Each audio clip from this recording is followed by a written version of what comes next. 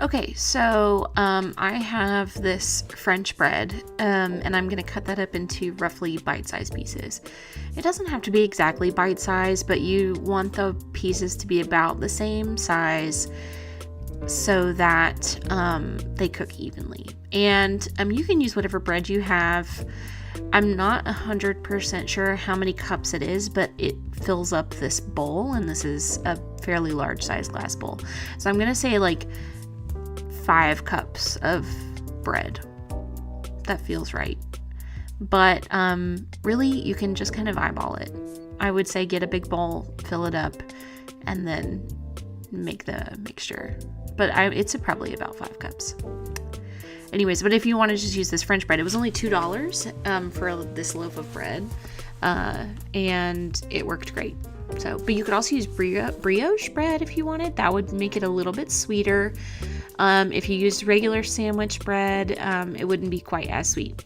So anyway, so cut up the bread. Now I'm separating the eggs. I like to use my hand when I separate an egg. I feel like it does a better job than using the shell, and I haven't tested out any of those crazy techniques where you like suck up the egg yolk with like a water bottle or something like that. So, you know, your hand works just fine. You don't need a fancy tool. I don't think. There are some things that I think you do need a fancy tool for. This is not one of them. So, and then I had all these egg whites that, you know, you can scramble. You can make all kinds of things with egg whites. So you'll want to save those so that you can use them for something else. You just cover them up and stick them in the fridge. So now I added half a cup of my egg yolks, half a cup of sugar to my egg yolks. And I'm just whisking that up really quickly. Making sure that it's smooth. So I'm heating up 3 cups of heavy cream and 1 cup of sugar. And I just stir that to make sure that the bottom doesn't scorch. And I'm just heating it up just until it boils. You don't really need to heat it up any more than that. And I just stir it pretty constantly.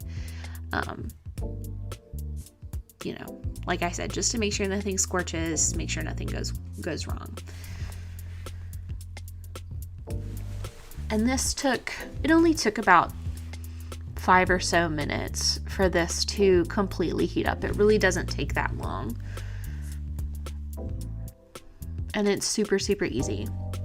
Now, I accidentally didn't catch it on camera. But, okay, see, it starts to boil right here. And then I'm going to cut off the heat. I'm going to add 1 teaspoon of vanilla extract to the cream mixture. I like to add the vanilla extract at this point because I want a strong vanilla flavor, and I find that it's stronger if you don't cook it, you know. Okay, so now what I'm doing here is I'm tempering the eggs. I have a ladle, and I didn't speed this clip up. This is real time. I'm whisking the eggs, and I'm very slowly drizzling in the cream. It's sped up now.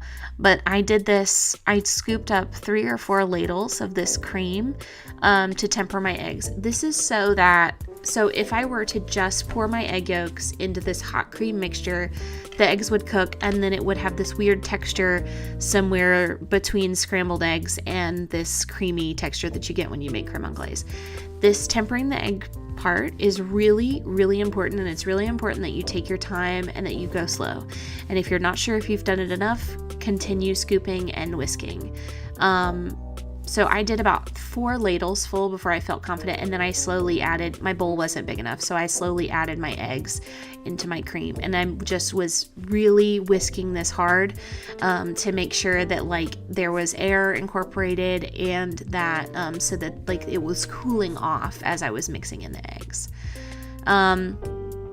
It makes your arm tired, but you got to do it.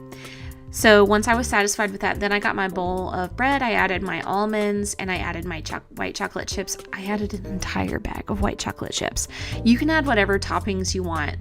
Regular chocolate chips, you could add cranberries, raisins, cinnamon, other kinds of nuts, other kinds of dried fruits would be great, apricots, whatever you wanted. You could add fresh fruit too, probably, I don't know.